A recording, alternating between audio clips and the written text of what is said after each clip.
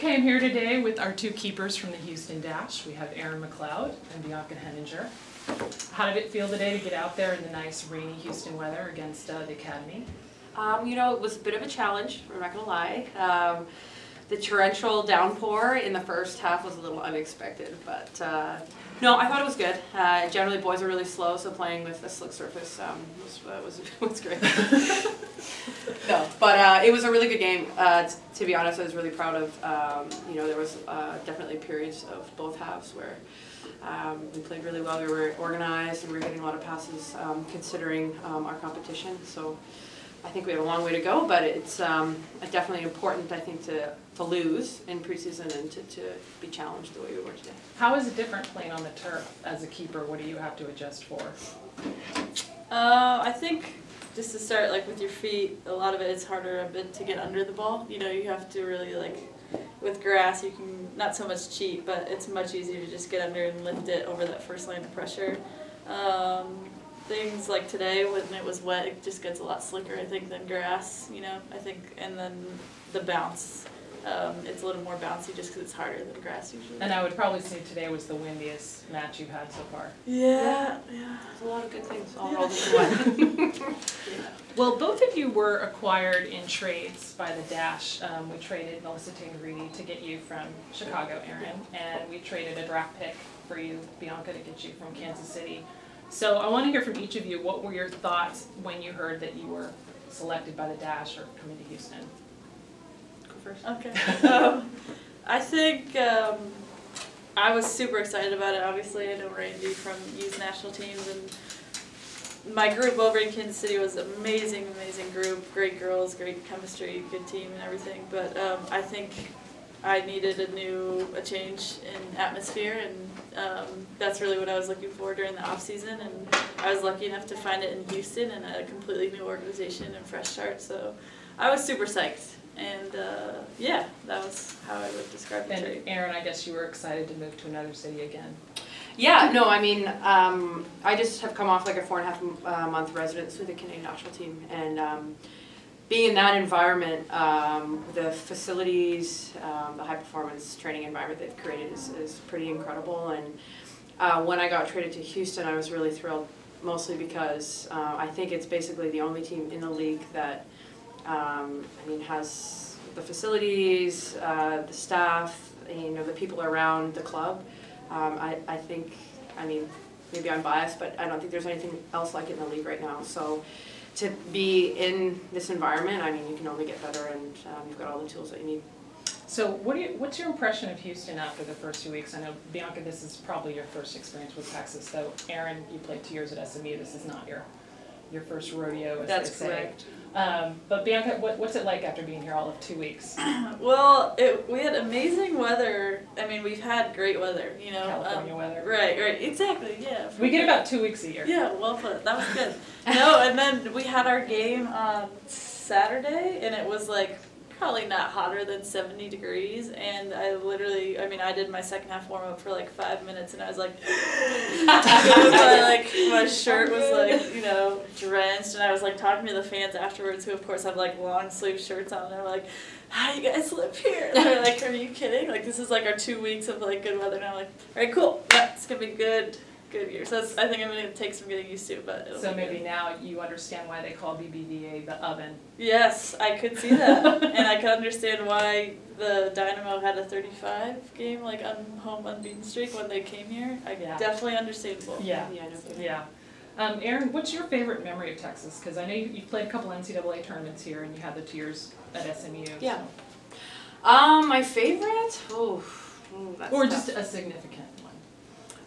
Yeah, I think definitely playing with SMU in those tournaments that we played. I think that's the last time I played A&M, actually. Like this week, and then eons ago. I disclosed my age, but and yeah, I think just like being in Texas, like the support around the game in this state is really unbelievable. Like I used to harass some of the girls on the team for playing on the Sting because they have tassels on their socks. Really? It's a true story. But they take those tassels very seriously, so I've been told never to try to rip them off. Anyway, word on the street. That's an interesting Texas memory. Yes. No, but yeah, just the people are so friendly. Like, you can't, I travel a lot, but going through all the airports in the world, like, any Texan will come up to you and just start chatting about, what team do you play for, whatever. They're very chatty, very friendly. Okay. And who can complain about the food in this state? Nobody. Good point. Well, I want to ask about jersey numbers. So we finally got to see what the jersey numbers were for the players. So I'm sure there's an interesting process for the whole team to pick theirs. Now for keepers, it's simpler. Obviously, there's certain numbers that are generally for the keepers. So I'm guessing, Erin, you had seniority and got to say, that's mine, number 1 is mine, right? Or am I wrong? This could be an awkward conversation, I'm not sure. I said what my favorite was, but yeah, I put in a couple numbers. Well, and I've noticed that you're now wearing number 1 for Canada, where you had been 18 for a long time. So is that saying, hey, Karina LeBlanc, take that? No, Karina and I are very good friends, actually. No, it was actually more John's decision with the national team, and he said, I want you to be my number 1, and I want you to wear the number. And yeah, Karina's been a really good friend for a long time, and she's half of the reason that I'm the keeper that I am now. So I never wanted to do any disrespect. Right. And of course, I'm honored to wear that number because I'm also representing her. Well, and I don't think many people realize how deep Canada is in keepers.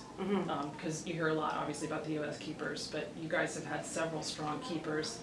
When I look back at World Cup rosters, and it's not like there's a number 1 and then you have 2 that maybe play, where it's like, right. You saw some time, Karina saw some time, Tarn Swatek saw some time, so right.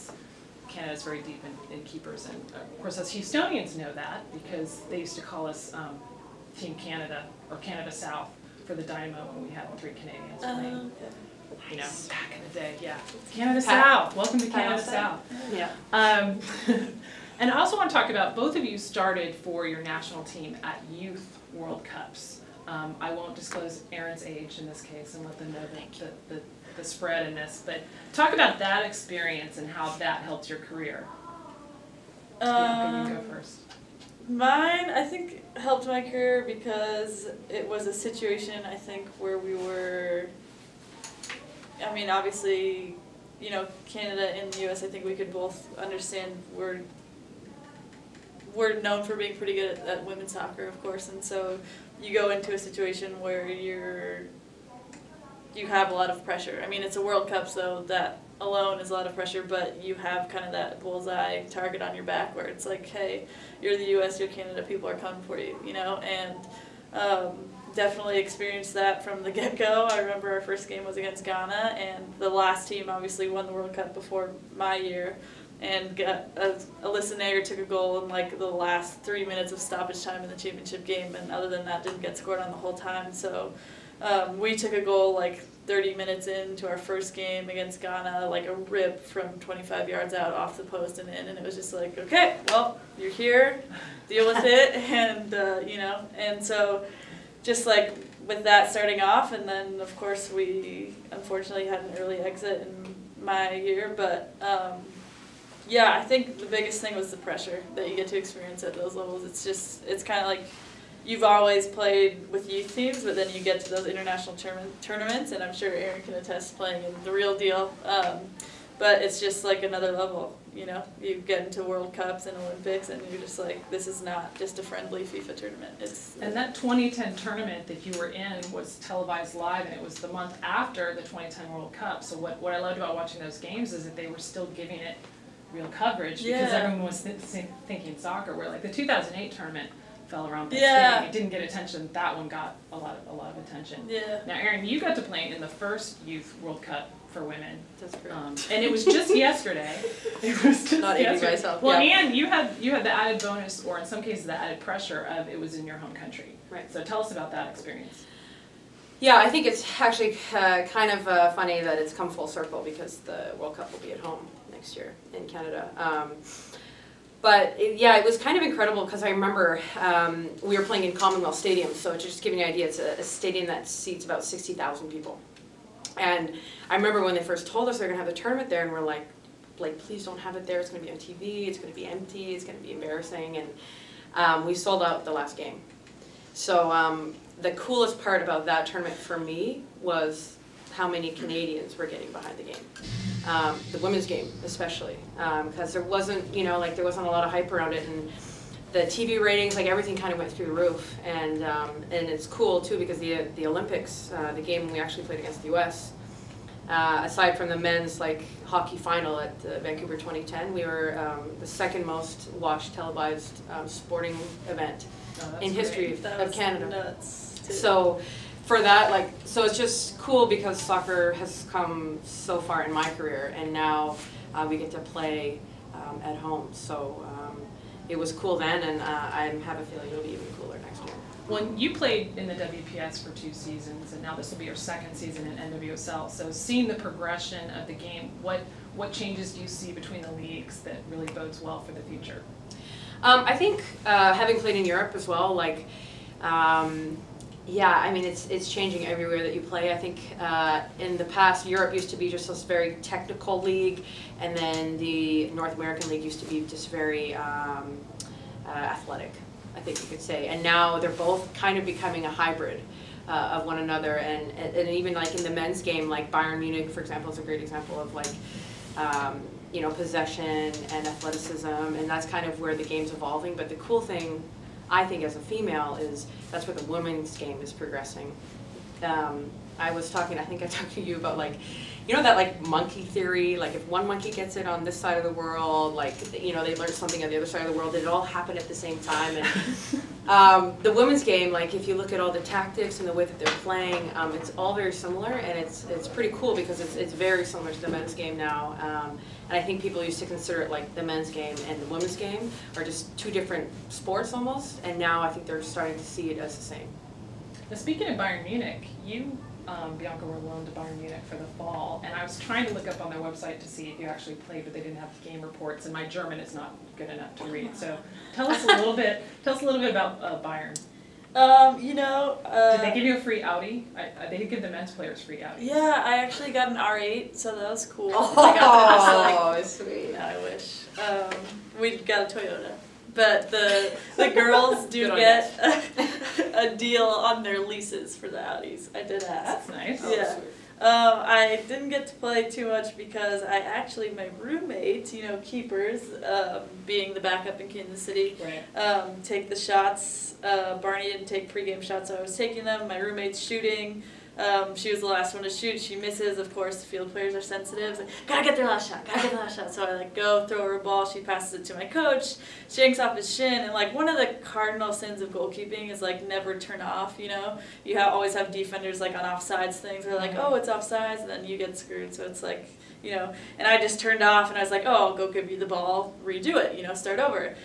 Was not her mentality, and she ripped a shot and actually broke my hand, and I didn't know at the time, it hurt. Was that Tamarack? No, that was Merritt Matthias. An Aggie. Yes. Oh, yes. An Aggie. Yeah. Okay. And so I got my hand x-rayed, talked to Bayern, and then Kansas City was no, it's not broken, so I went over, and it just was I couldn't lift my bag, I couldn't shake hands, and I got an MRI. It was so funny, actually. The German MRI guy was where does it hurt? And I was oh my god, I'm such a baby, it's not broken, it's fine. And I was oh, right here. And he's yeah, you have swelling, there's a bruise, with his German accent. I'm not going to do it and butcher it, but, and I was okay, so it's a bone bruise, so I can say something. And he was yeah, and then you have a couple fractures here. And I started laughing, and he was no, fractures, it's no good, fracture. And I was yeah, I got it. I know it fractured. So I was out for a while and didn't get to. All right. Okay, we'll just do trivia real quick. okay. Will Ellis get us 2 minutes? Yeah. Okay. Ready? Go. Name the Canadian who was a Dynamo keeper for the first 5 seasons. Pat on set. Nice. Who earned the title of 2013 NWSL Keeper of the Year? Barney. Nice. Which American forward had to play keeper after Brianna Scurry got a red card in the '95 Women's World Cup?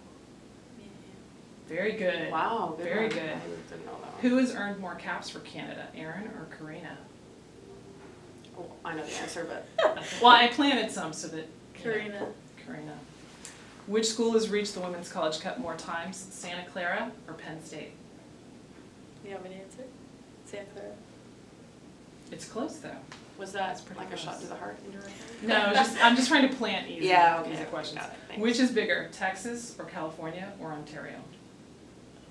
Ooh. Yikes. I would say Ontario.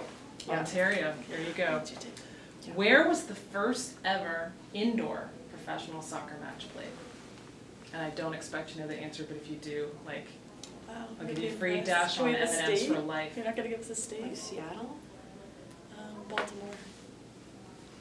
Houston, Texas. Get out of here. Why? The Astrodome, Yeah. which when it was the built in the Astros. 60s was this famous thing, West Ham United versus Real Madrid, 1967.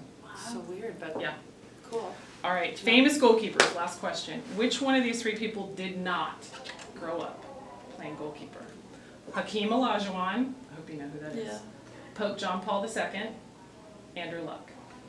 Did not grow up playing Did not grow up playing goalkeeper. I don't know, you got this one. Who was the second one? Pope something? Pope John Paul II. I'm gonna go with, He didn't grow up playing? Now, which one of those three did not grow up playing goalkeeper? I'm ruling out popes the do anything? Pope. Yeah, Yeah. I'm saying the Pope did.